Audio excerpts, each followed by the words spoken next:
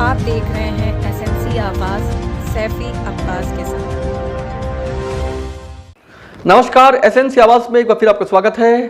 आज हम बात करेंगे NH 75 यानी सिंगरौली से सीधी जाने वाले उस मार्ग की जो 100 किलोमीटर का फासला तय करने वाले जानते हैं कि इस मार्ग से गुजरते वक्त वो किस तरह के कैफियत से गुजरते हैं। खासतौर से बरगवा से देवसर के बीच में जो सजर मुख्य मार्ग है वहां तो सिर्फ धूल ही धूल है और वहां से गुजरने वालों को लगता है जैसे वो धूल के गुबार के बीच से निकल रहे हैं। लेकिन जो जनप्रतिनिधि हैं आखिर उन्हें ये क्यों दिखाई नहीं देता? कितने बार इसका शिलान्यास होगा और कितने बार इसका भूमि पूजन होगा? अब तो लगता है कि Guinness books of world record में इसका नाम आ जाएगा। ना जाने कितने साल से लोग इस तरह के बर्बाद रास्तों से होकर गुजरते हैं, कितने बार दुर्घटना हुई है, लेकिन उसके बाद भी ये रोड है कि बनने का नाम नहीं ले रही है और जो बन रहा है वो भी कछुए की चाल से बन रहा है। सबसे बड़ी बात यह है कि वहां पर जितने भी पुल हैं, एक भी ऐसा पुल नहीं है, चाहे करथुआ की बात करें या उसके आसपास के जो दूसरे पुल हैं, ऐसा लगता है सबको थोड़ा थोड़ा बनाकर छोड़ दिया गया है। जब पुल ही नहीं बनेंगे तो फिर मार्ग बनने की बात तो बहुत दूर की है। जो ठेकेदार हैं आखिर वो किस तरह का काम कर रहे हैं और उनको जिम्मेदार विभाग किस तरह से देख रहे हैं? बरसात के समय जो सजर का मार्ग है जहां पर रोड नाम की कोई चीज ही नहीं है, वहां बारिश का पानी एक ऐसे दलदल को जन्म देता है जहां पर लगातार दुर्घटना होती है। और गोपत बनास का वो पुल जहां पर यह कहा जाए कि सिंगरौली और सीधी को जोड़ने वाला इकलौता सकरा मुख्य मार्ग है, अगर दोनों तरफ से गाड़ियां आ रही हैं तो जाम लगना बिल्कुल लाजमी है। इतना पतला मुख्य मार्ग, इतना सकरा मुख्य मार्ग, और उसके बाद भी इन्हीं रास्तों से जनप्रतिनिधि गुजरते हैं। बातें तो बड़ी होती हैं लेकिन लगता है कि वो सिर्फ एक वोट बैंक का हिस्सा बन गया है। लेकिन अब तो लोग भी चिढ़ने लगे हैं कि आखिर उन्हें एक बेहतर मार्ग क्यों नहीं मिल पा रहा है। और लोगों की उम्मीदें इतनी होती है कि उन्हें हर हाल में, हर पार्टी ये चाहती है कि उनका वोट बैंक हर हाल में उनको मिले और वो जीतकर उस सिंहासन तक पहुंचे जो रास्ते इन्हीं खराब रास्तों से होकर गुजरते हैं। लेकिन लोगों के मन को कोई जानना नहीं चाहता कि यहां से गुजरने वाले किस तरह के कैफियत से गुजर रहे हैं। खास तौर से रोड जिसको NH मुख्य मार्ग कहा जाता है, लोग ये कहते हैं कि हाँ आगे तो कुछ बेहतर रोड है, लेकिन आप यकीन मानिए सारे जगह पर सिर्फ गड्ढे नहीं हैं बल्कि कुछ जगह पर रोड भी है। यहां से गुजरने वाले को ऐसा लगता है जैसे वो स्टंट कर रहा है और उसे ऐसा लगता है कि वो दुनिया का सबसे बदनसीब व्यक्ति है जो अपने घर, ग्राम और किसी खास जगह पर जाने के लिए उसे इस तरह के रास्तों से होकर गुजरना पड़ता है। और उसे लगता है कि वो 20 साल पहले की एक ऐसी दुनिया में आ गया है जहां पर आधुनिकता इसको छू भी नहीं पाई है। ये NH 75 से होकर हम जा रहे हैं और आप देख सकते हैं कि ये किस तरह से धूलों के गुबार के बीच से लोगों को निकलना पड़ रहा है और ना जाने कितने बार इसका भूमि पूजन हुआ है। और उसके बाद भी लोगों को इंतज़ार है कि शायद जो बच्चे थे वो अब बूढ़े होने की स्थिति में पहुंच गए हैं और उनके बच्चे शायद हो सकता है कि इस तरह की शानदार रोड जैसी कल्पना लोगों ने किया था शायद उन्हें मिल जाए। लेकिन अगर राजनीतिक जुमलेबाजी की बात करें तो ये रोड रोज़ बन रही है, लेकिन दूर दूर तक आपको कहीं रोड नज़र नहीं आएगी। आप ये सोचिए कि इस समय तो गर्मी का मौसम है और इस तरह के धूल से फिर भी लोग गुजर रहे हैं, लेकिन बरसात के समय जब चारों तरफ कीचड़ हो जाता है उसके बाद क्या इस रोड से निकलना आसान है? जो लोग सीधी जाते हैं क्या वो उड़ कर जाएंगे? आप देखिए ये गाड़ी, ये बस किस तरह से निकल रही है। कहीं कुछ दिखाई दे रहा है? सिर्फ धूल ही धूल, कुछ नहीं दिखाई दे रहा है। NH 75 जो यहाँ के जो राजनीतिक रस्साकशी है उसका शिकार हो गया है और सांसद मैडम की महत्वाकांक्षी योजना है जो इस तरह से धूल में उड़ रही है। आखिर कब तक लोग इसका इंतज़ार करेंगे और कोई इसे बनाने को तैयार क्यों नहीं होता है, ये अपने आप में सबसे बड़ा सवाल है। NH 75 रोड का काम कितने अच्छे से चल रहा है इसका अंदाज़ इसी से लगाया जा सकता है कि यहाँ पर जितने भी पुल हैं उनमें कहीं भी आपको काम होते हुए दिखाई नहीं देगा और रोड निर्माण से पहले पुल बनना ज़रूरी है। सिर्फ यही नहीं, हम आपको आगे भी और जो पीछे का पुल है वो भी हम आपको दिखाएंगे। वहाँ पर भी देखकर आपको ऐसा लगेगा कि इस पर कोई गति ही नहीं है, ये दुर्गति जैसा दिखाई दे रहा है। काम कैसे होगा जब पुलिया ही नहीं बन रहा है? तो जब पुल पे ही काम नहीं हो रहा होगा तो काम की जो गति है, जो स्थिति है, वो हर किसी को समझ में आ रही है। अभी क्या NH 75 में सिर्फ गड्ढे हैं नहीं साहब, कहीं कहीं रोड भी है। यानी NH 75 में सिर्फ गड्ढे नहीं हैं, कहीं कहीं कच्ची सड़कें और रोड भी है। और पीछे धुएं का गुबार है, आगे गड्ढा है, यानी पीछे खाई है और आगे कुआं है। लेकिन यहाँ से होकर गुजरने वाला हर बार ये सोचता है कि बस अगली बार इस तरह की रोड से गुजरना नसीब ना हो।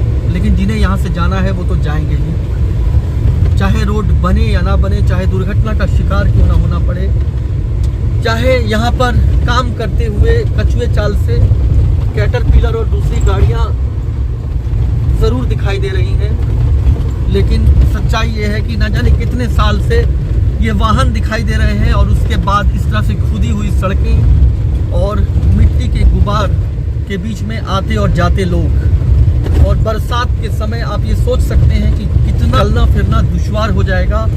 जहाँ पर मिट्टी पूरी तरह से रोड को अपने आगोश में ले लेती है, तो जब कीचड़ से सनी हुई रोड दलदल बन जाएगी, वो भी 1-2 किलोमीटर नहीं, काफ़ी लंबी दूरी है जो इसी तरह से लोगों को तय करना पड़ता है। NH 75 रोड बन रही है, इसमें पुलिया का काम तो दिख नहीं रहा है। नहीं, फिर भी क्या बोलेंगे आप यहीं से आ रहे हैं, यहीं रहते हैं। हाँ, तो काम नहीं लगाते हैं, कम नहीं लगाया।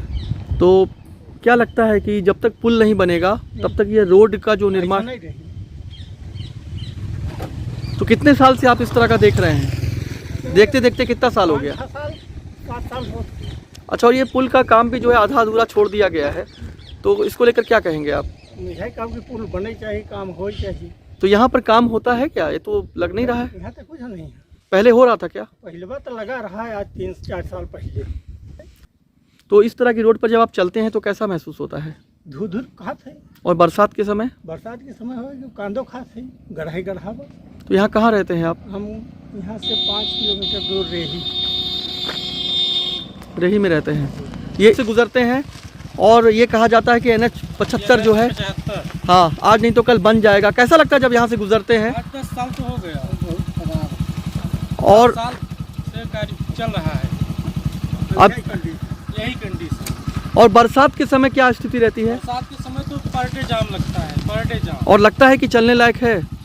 और जो इसकी गति देखकर लग रहा है, पुल देखिए, पहले पुल बनता है, यहाँ पुल की स्थिति ये है। क्या लग रहा है कि आने वाले समय में भी ये बन पाएगा जल्दी, ऐसा लगता है?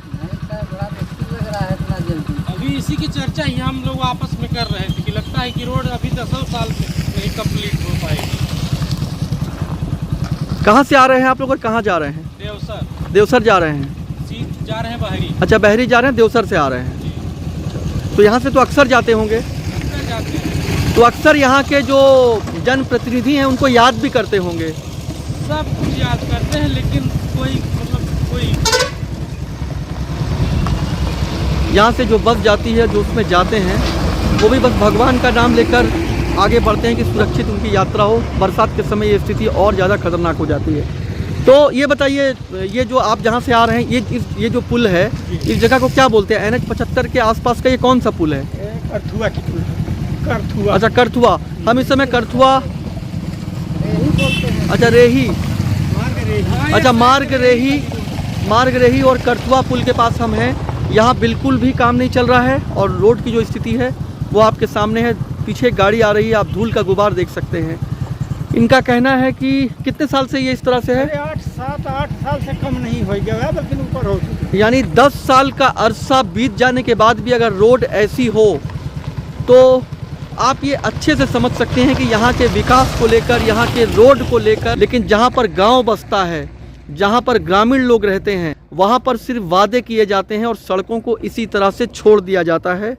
2 पंचवर्षीय के आसपास हो जाने के बाद भी ये रोड आज भी ऐसी है। क्या सिर्फ भूमि पूजन से काम चलेगा? कबो न चल पाएगी। अब हम इस गोपत पुल के पास आए हुए हैं। आप देख सकते हैं ऊपर निर्माण हो रहा था, उस निर्माण को भी अधूरा छोड़ दिया गया है। सिर्फ इस 3 पिलर पे अगर ये चीज़ें व्यवस्थित हो जाती तो ये मार्ग भी बेहतर तरीके से खुल जाता। और सबसे बड़ी बात यह है कि ये वन वे है, यानी अगर दोनों तरफ से गाड़ियां आ रही हैं तो यहाँ जाम लगना लाजमी है। और आप देख सकते हैं ऊपर के आवागमन को काफ़ी बेहतर किया जा सकता है, लेकिन ये जिस तरह की स्थिति है इसे यहाँ बनाकर छोड़ दिया गया है। इस 3 पिलर को अगर उसके साथ जोड़ दिया जाता और इस मार्ग को थोड़ा बेहतर कर दिया जाता तो ये ऊपर का मार्ग भी चालू हो जाता। लेकिन ये सीधी का NH 75 है। यहाँ पर चीज़ें तो बहुत सारी दिखाई देंगी, लेकिन हर चीज़ को अधूरा छोड़ दिया गया है। लोगों के सपने अधूरे हैं, लोगों के इस मार्ग पे चलने का एक एहसास अधूरा है जिसे वो पिछले कई साल से देख रहे हैं, और अब तो धूल और उस तरह के गुबार में चलने के लोग आदी हो गए हैं। सिंगरौली और सीधी एक ऐसी पहचान है जिसको लेकर ये कहा जा सकता है कि ये ऊर्जा नगरी है, और ऊर्जा नगरी से गुजरने वाले किस तरह से बेहाल होकर गुजरते हैं ये आपके सामने ही है। कुछ चीज़ें जो लिखी रहती हैं वो बहुत सारी चीज़ों को बयां करती हैं। पुलिया के ऊपर पानी होने पर कृपया पुलिया पार ना करें, लेकिन अगर पार ना करें तो कहाँ से जाएं? कोई दूसरा वैकल्पिक मार्ग कौन सा है? और सबसे बड़ी बात यह है कि जब गर्मी आती है या एक ऐसा पल आता है जहां लगता है कि काफ़ी बेहतर तरीके से काम कराया जा सकता है, आखिर उस पल इसे क्यों छोड़ दिया जाता है और फिर उस बरसात का, उस पानी का इंतज़ार क्यों किया जाता है? ना जाने कब से लिखा हुआ है, और ये बार बार बताता है कि जब इसमें पानी भर जाता है तो स्थितियाँ काफ़ी जोखिमपूर्ण हो जाती हैं, यानी काफ़ी डेंजरस हो जाती है। पुलिया के ऊपर पानी होने पर कृपया पुलिया पार ना करें। वो है इधर तो ये टूटी है, पर उधर भी टूटी है, आगे भी टूटी है, थोड़ा थोड़ा बनाए हैं, और क्या बनाए हैं। तो आप देख सकते हैं NH 75 का ये हाल है, और नेशनल हाईवे रोड क्या ऐसी होती है। आइए उनको दूसरी जगह के नेशनल हाईवे रोड दिखाया जाए। ऐसा लगेगा जैसे वाकई में इस रोड पर चलने से बेहतर है कि यहाँ पर बैठकर पिकनिक मनाया जाए, लेकिन यहाँ के गड्ढों को देखकर ऐसा लगता है कि बस ज़िंदगी यूं ही गड्ढे में चल रही है, शायद कभी रोड भी दिखाई दे जाए।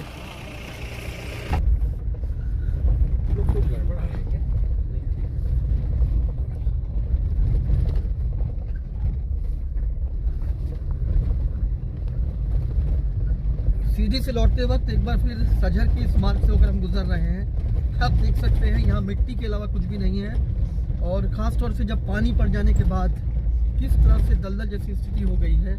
ना जाने कब इस तरह के रास्ते से निजात मिलेगी।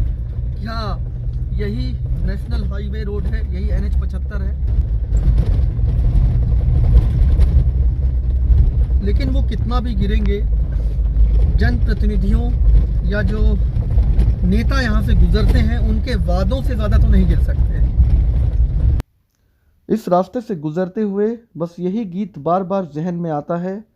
चला जा रहा था मैं डरता हुआ, हनुमान चालीसा पढ़ता हुआ, बोलो हनुमान की जय, बोलो बजरंग बली की जय। जो यहाँ से सुरक्षित गुजर जाते हैं वो एक बार ऊपर वाले का धन्यवाद देते हैं, और उन नेताओं के वादे का भी धन्यवाद देते हैं जिनके वादे आज तक इन सड़कों को नहीं बना पाए।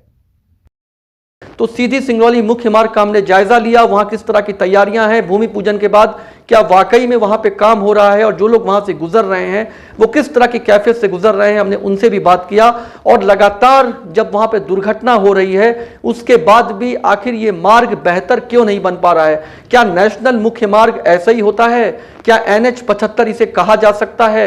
एक ऐसा राष्ट्रीय राजमार्ग जो एक बड़े रास्तों को जोड़ती है, क्या इतनी सक्रिय और धूल भरी होती है? और इसकी उदासीनता में लोगों की जो सोच है, लोगों की जो चाहत है, वो कहीं ना कहीं घुट घुट कर दम तोड़ रही है। SNC आवाज के साथ सैफी अब्बास।